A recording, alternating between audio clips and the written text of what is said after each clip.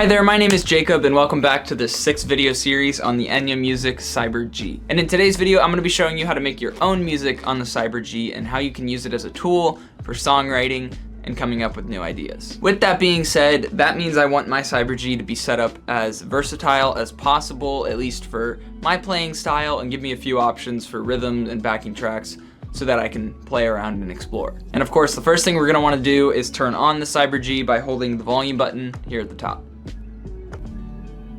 Beautiful.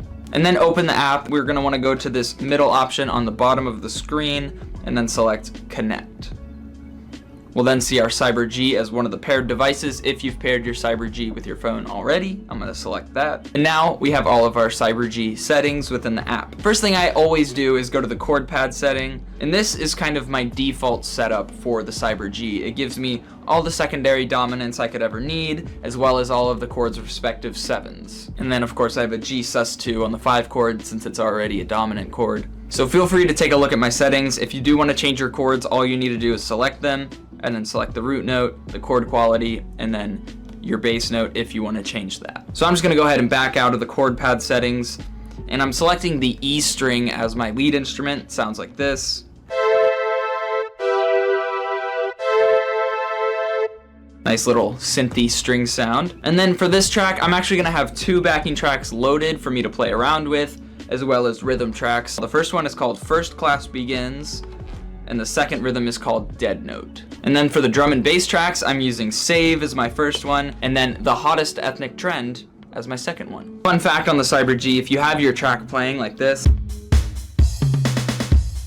you can select the top of this large pad to stop everything. Pretty useful. But we can also switch between our 2 rhythm and backing tracks with this as well if we select the bottom. So you can hear if I have a rhythm track going, I can switch right here.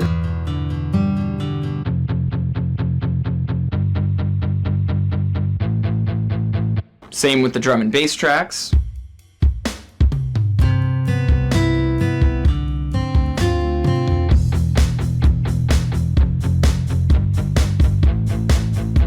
So there you go. That's how you can have 2 different rhythm and backing tracks going on the same preset. I am going to stick to just one preset for this, which is going to be preset 2 for me, but you can use any of the 3 as long as you configure it properly. And then I'm in the key of C with a BPM of 129. So now that I have my Cyber G all set up and configured for my personal taste, I'm going to just play around for a little bit and show you how you can improvise and come up with new ideas on the fly, as well as the whole arrangement with these 2 different rhythm and backing tracks. So I'm going to go ahead and play. Feel free to keep an eye on what I'm doing and when I switch the rhythm and backing tracks here, and I hope you enjoy.